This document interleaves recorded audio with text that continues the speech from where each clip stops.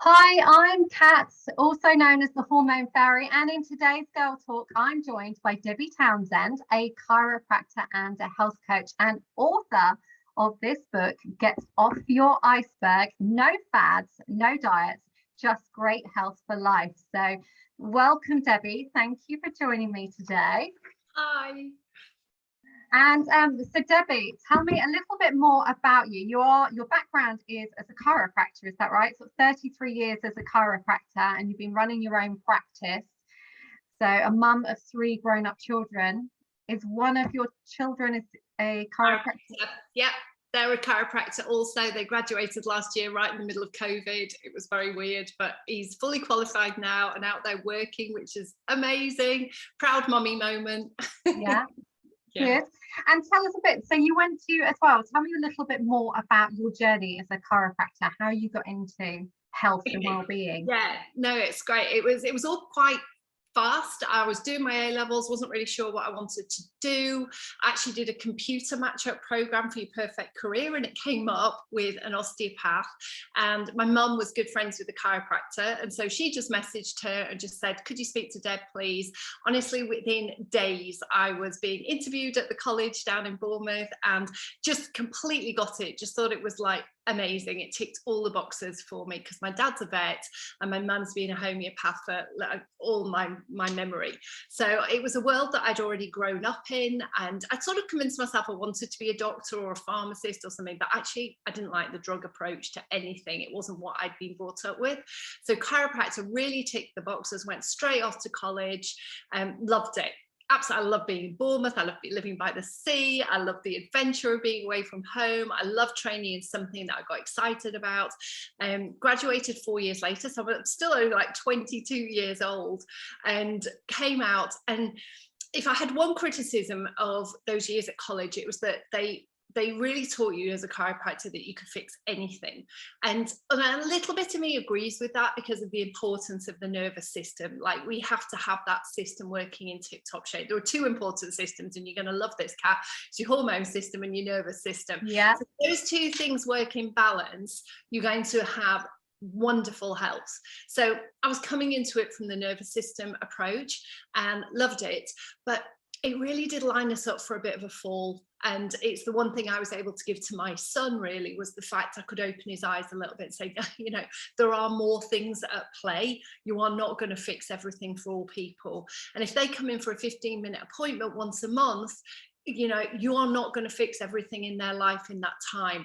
But my personal journey was actually quite a lot of stress and frustration in those first 10 years. I also had 3 children, so I was a bit in and out of practice, and yeah, just even establishing a practice, you know, I like I say, I was very young when I graduated. Yeah. And just employing people, running a business, you know, it's all like my head was exploding most days, and it was just, yeah, it did really make me question the career that I was in, the frustration. And then I just landed on the most amazing seminar, and it was on pediatrics with a wonderful guy called Dr. Neil Davies from Australia. And it was just my first light bulb moment, really, where it all started to fit together. So I trained and did a master's in pediatrics under him, traveled to Australia, and I got really excited and passionate about it again. I could see the difference we could make, and yeah, it was really effective in little ones. So loved that. That journey then led me into wellness, and again, just another chance seminar that I sat in, and another big light bulb moment for me. But it was 2007 then, so we're 15 years ago. So halfway through my career, really, just under halfway. And he was talking about wellness and lifestyle, and I was like, ta-da! Finally, all coming together. Finally, this is the missing bit of the puzzle. And I suppose I was a bit older and I was a bit braver, and I was actually prepared to say to people, you know, yes, I can do my bit as a chiropractor, but you need to do your bit as well and take some ownership of your health. Yeah. It's similar, I think, because my background's a homeopath, and I didn't realise till I'm reading your book that your mum was a homeopath as well. So that's some synergy there. But I always say to my clients, yes, I can help you, but we have to go back to the foundations. You know, the house will fall down if the foundations are not put in place. And it's the same, I presume, with you and with chiropractic You need to put the foundations, and that goes back to, it's a bit boring, a bit dull, but it all goes back to digestion and gut health and the food, how we're fueling our body. Yeah, if you don't put it in your mouth, that's number one. You have to actually get it in your body somehow. It doesn't have by osmosis. You've got to put it in your mouth, but then you have to have a healthy gut as well, so that actually it gets broken down and it gets absorbed, and then your body can use it. So there's many stages in the whole pathway where it can go wrong. And right from starting, just not even choosing to take something right. But I have discovered a lot of times, once people are educated, they do choose to make smarter choices. They just didn't know. There's a big gap between people's just sort of education in this area, and I just so passionately wish it was taught more. I know the kids, they picked it up from me, what was sort of drilled into them. Poor hubby, poor kids, they just got whatever I was teaching. But then they'd go to school, and 90% of the people in their class wouldn't have a clue why they were making particular choices. And to give them credit, they held the line, and they've grown up, in my eyes, healthy and educated on the back of it. But it wasn't always easy for them. I know it wasn't when you're the kid that's doing the slightly different thing. Yes, that's the same with mine. So my children are brought up on homeopathic medicine. And when the girls at school have got period pain or headaches all the time, seem to have headaches all the time, and they're popping paracetamol every few moments, and then my children don't take anything. I know when my children are older, a bit like yours, I know when they're ill, because they will come and ask me, what can I take? So that's when I know that they're really poorly. So they've been brought up very similar. Just quickly, what is the difference between a chiropractor and an osteopath? It's so funny. A friend of mine's just opened a physiotherapy practice in Ripon, where I live, and she just said to me, she went, Deb, what is it with everybody asking what the difference is between a physio, an osteopath, and a chiropractor? I think a lot of people don't realise, they don't know, do they? So and I was just like, oh, sweetie, she's so young, she's in her 20s. I went, you will be asked this forever and a day. Exactly. 33 years later, and I'm still being asked it. So the difference between chiropractors and osteopaths is chiropractors are actually a lot more global than osteopaths are. I think you could go to America and nobody would have heard of an osteopath. It is quite a UK, if not just a little bit European based. There's a big difference in the philosophy of the two therapies. So like I touched on before, chiropractors believe it's the function of your nervous system. Osteopaths believe their adjustments and their manual therapy affects the vascular system. So it's so difficult, because a lot of people walk into one or the other with very similar conditions, headaches, backache, etc. I don't do any clicking and crunching. Because of the technique I use, because I do so many babies, if they don't have bones, please don't click babies. But then you'd have osteopaths that are super gentle, you'd have osteopaths that have very firm technique. There's a massive variation now. Historically, chiropractors used x-rays. I think we do that an awful lot less these days because of regulations. We're much more likely to refer to radiologists. Osteopaths never did. So I don't, historically a big difference, currently not so much. Not so much. And what I would always say to somebody is, if you feel you've got a mechanical problem, if you've got pain in joints, muscles, etc., please try even all three therapies more, massage, anything. Keep it, just don't pop pills just to mask the pain. Go for the therapy that works for you, because you might have success with a chiropractor, you might have success with a physio, you might have success with an osteopath. If it works for you, amazing.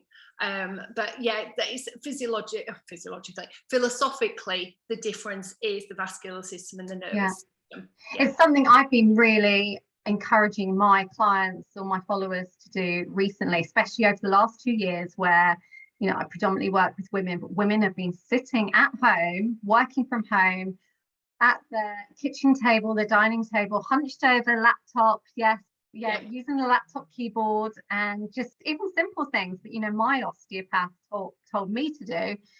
Make sure your computer's at the right height, make sure you've got a separate keyboard, chair, footstool, all the things that we should be doing. And it's remembering, we take our car for a service every year, how often we're supposed to, but we need to do that with our bodies. We need to go and get our bodies adjusted and make sure, you know, our muscles are loose, whether it is, like you say, chiropractor, physiotherapist, osteopath, or even a massage therapist, just something.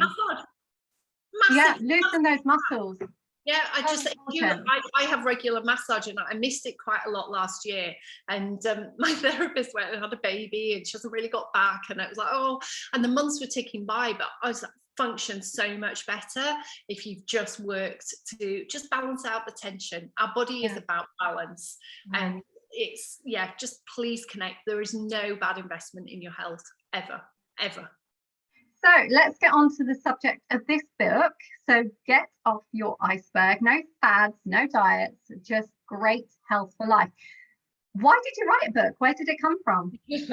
So again, a little bit of frustration. There's been two frustrations in my career. One was with the chiropractic profession for the first few years until I lined up my ducks and got that one sorted. The next was actually when I went to that wellness seminar, and completely got it. Literally felt like I had the cure for cancer. Didn't quite, but you know, I was that passionate about it, and people weren't listening to me, which they often don't. You know, people hear things when they're ready to hear things. So just because I was ready to speak doesn't mean that everybody that knew me was ready to listen. So I understand that now, but it was frustrating at the time. So I started to write. I thought my head was exploding with information, and I couldn't stop reading, researching. I mean, gosh, we use Google so much more than we did 15 years ago. So I was diving into research papers and books and talking to people. And so I felt like my knowledge was exploding, but I didn't have an audience at that point to pass it on to, so I started writing, and I wrote, and then I met a friend for coffee, and I was just spilling the beans about how frustrated I was, and I told her what I'd done, and she was actually the editor for a big newspaper, and she didn't publish me or anything, but she said, Debbie, you need to write some health guides. Why don't you take all the information that you've written and make a 12-month plan for people? Well, start with the fact that they're overweight, they're stressed, they're not doing anything right, they don't move their bodies, and take them on a 12-month journey. So I did that, and I basically cut up this book that I'd written and made 12 episodes of it, and we got it out there. But I had to get it out there in a much bigger way than I'd ever thought. I didn't know how I thought I was going to deliver this information, but I needed a website to be designed. I needed a massive database. We had mail outs to do every single month. We were PRing it. It was actually very expensive right at the beginning of reception. So this was 2008 to 2012. And we got it into 6 countries. It was very well received. Thousands of people following. And then I took the decision to mothball it, because there were a lot of people that were going through the program. It was incredibly cheap. It was like £20 for the entire year for all this information and backup and newsletters, and it was massive, the amount of work that I was putting into this, and the only thing I was paying for were web developers and PR people. And so I chose to mothball it, but honestly, Cat, it ate me alive for 3 years because I just didn't have an outlet for it.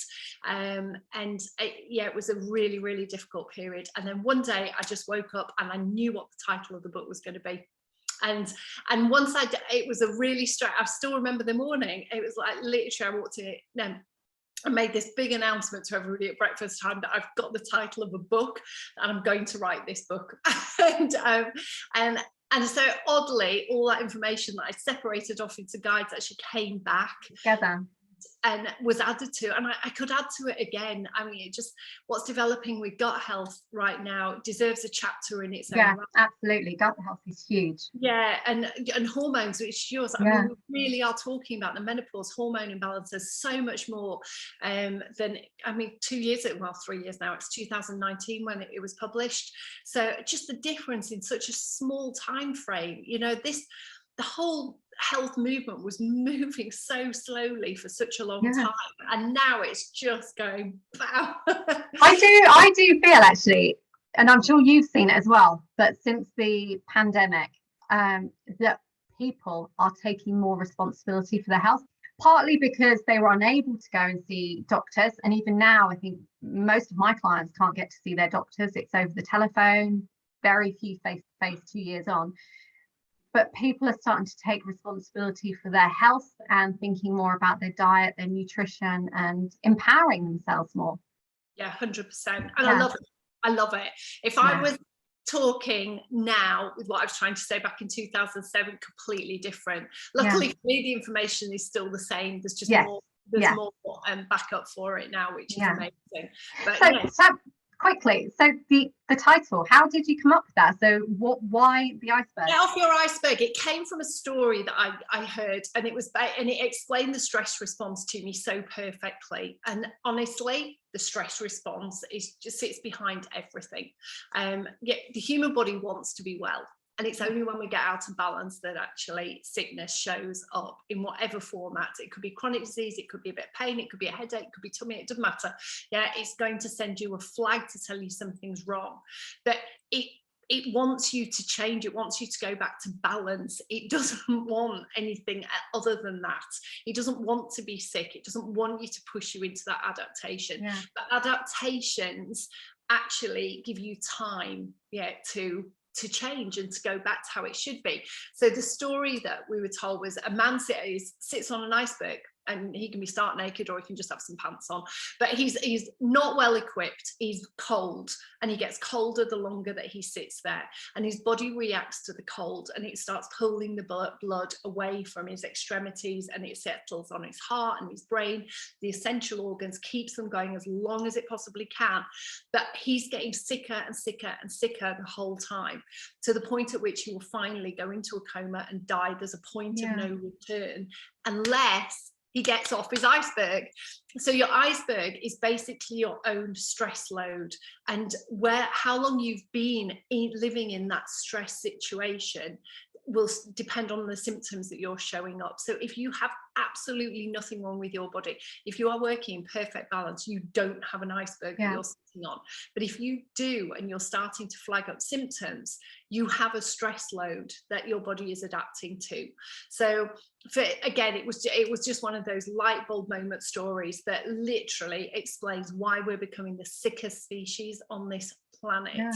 Because we're all sitting on our own iceberg, and your iceberg will be different to my iceberg. Yeah, absolutely. And I see this, I do the Dutch test, the hormone testing, and I'm testing cortisol levels, and predominantly women 40s, 50s. The stress, every woman's stress is different, but bringing up children, working, looking after the house, looking after the dog, women do not put themselves first. They just sit on that iceberg, getting worse. And like you say, digestive shuts down. Immune system shut down, digestive shut down. And they're the two worst things that happen to us. They're genius. If we had a 5-minute tiger jumping out at us, we had to run or fight, fantastic. I don't need my immune system that moment, and I certainly don't need to be digesting my dinner.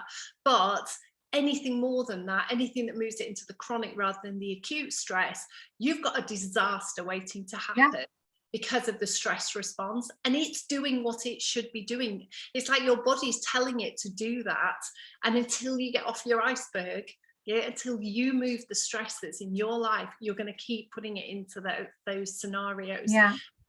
It's like our cells are genius. They're just so clever, but they work on messages, nervous system and chemical, and they just respond. It's like a computer almost. They're pre-programmed for a particular response, and so you'll just keep moving yourself into a cycle of a pre-programmed response again and again and again. When we're stressed, our heart beats faster, we throw sugar into our bloodstream, we throw fat or cholesterol into our bloodstreams, our respiration rate goes up, our immune system function goes down, our digestive system goes down, our mind functions in a completely different way. Like, we're focused on the immediate, we have no memory. Like, there's no point in recalling what you did last week when that tiger's just about to jump out at you.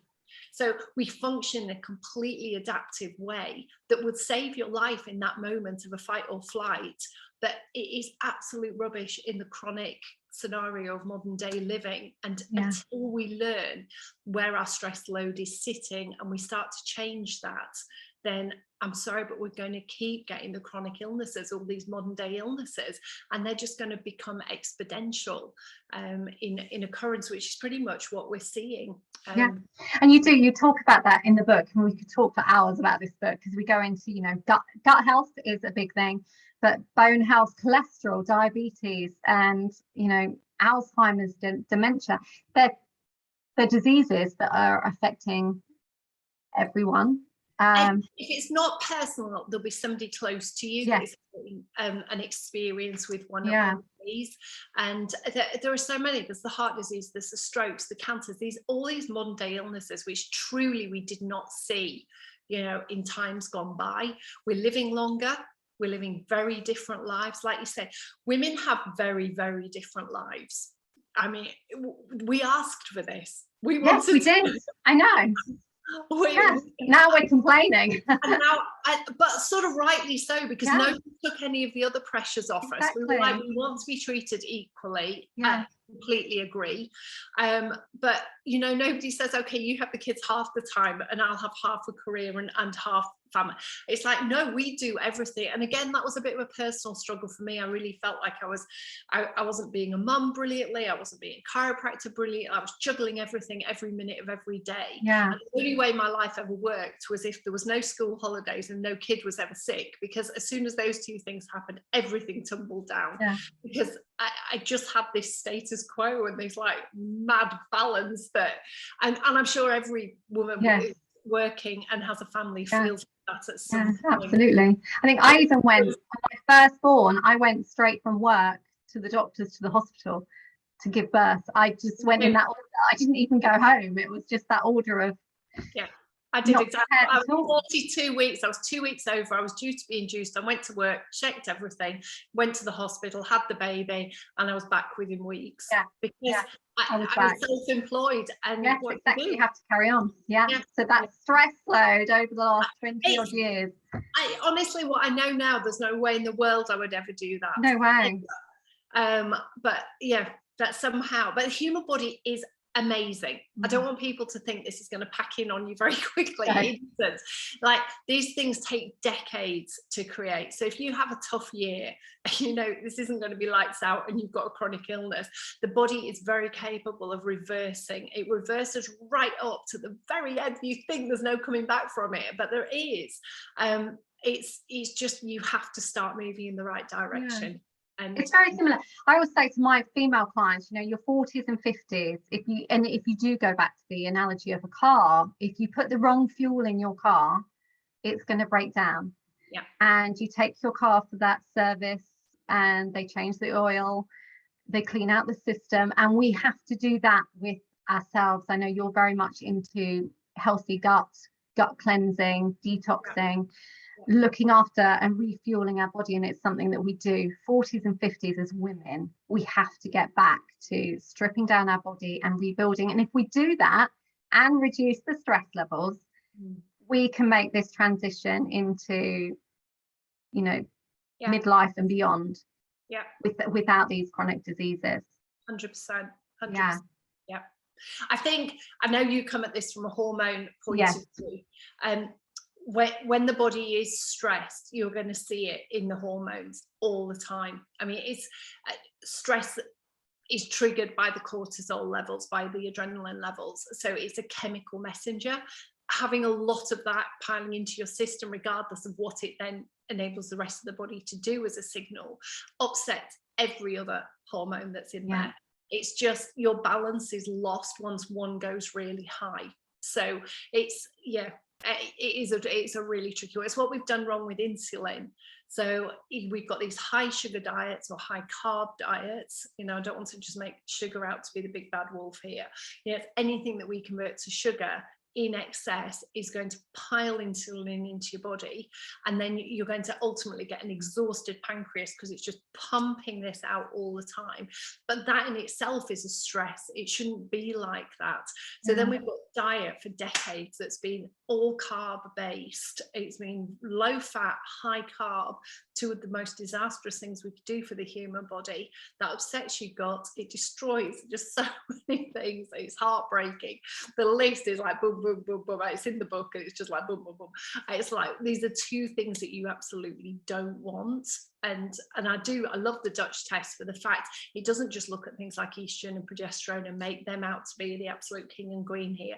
There are hormones that are upstream of that, like the cortisol and the insulin, that are just sitting there as these master control ones, and we have control over them.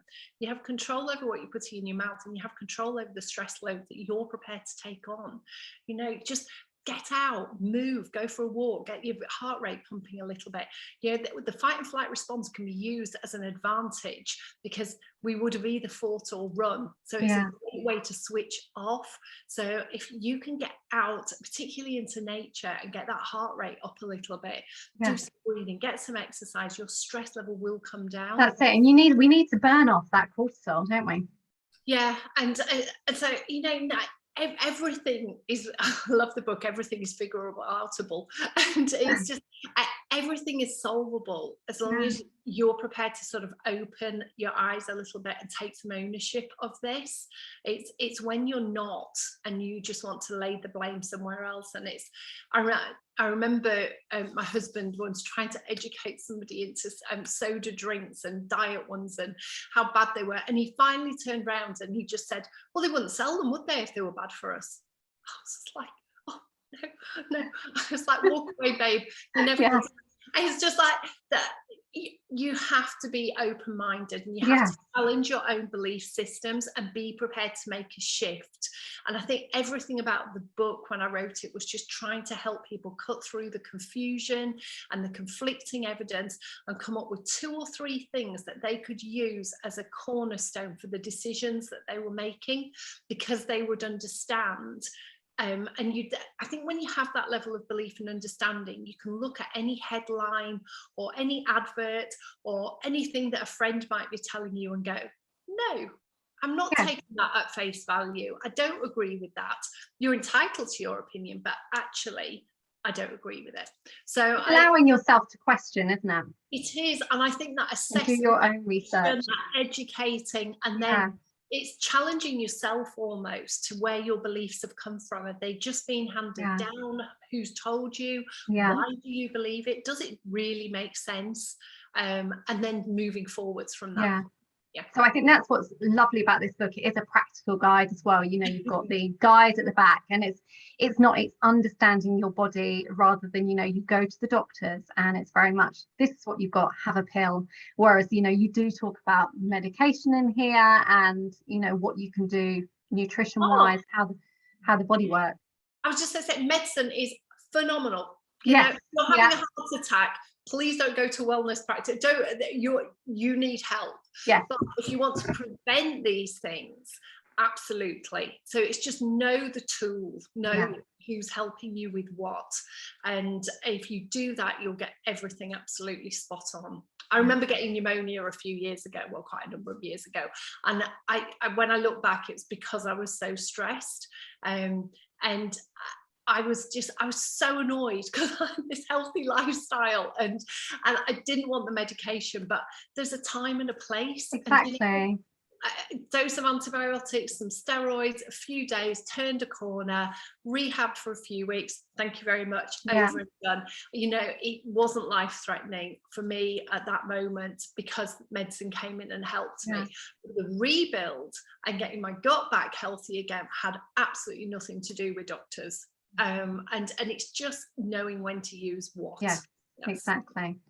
So the book, I know we've mainly sort of based it around girl talk, but it's not just for girls, is it? It's for everyone. I know there's, you know, you've got children and babies, infants, men. It's honestly, you know, the health of the human species is everybody. We just, you know, as women, and particularly in this sort of mid phase of our life, there's some very particular add-ins. But yeah, my passion's been babies and chiropractic, so it would have been ridiculous not to talk about child development. And also, I think as a mom, I was very mindful that I was trying to raise healthy kids in a modern world, which is quite far removed from the healthy, lovely, outdoorsy life. You know, I had one of mine that was glued to Xbox for a couple of years, and it was like, So it's just dealing with things like that, and how do you help teenagers get enough sleep and stay on track, stay focused while they grow and develop into adults. And you might be a couple that are struggling with fertility, and what are the lifestyle things that you can do with that, and then preconceptive care and pregnancy care, and then feeding babies. And so I do touch on all those. There's a little chapter. I think everything about the book is just, it is a pick up, apart from the first few chapters, which I would say everybody should read, so they get a handle on like their own health and how to understand it. Other than that, there are chapters which will apply to you a lot more, whether it's the Alzheimer's one, or whether it's the pregnancy one, or whatever it is. There's lots. And then there's the end bit is the practical help.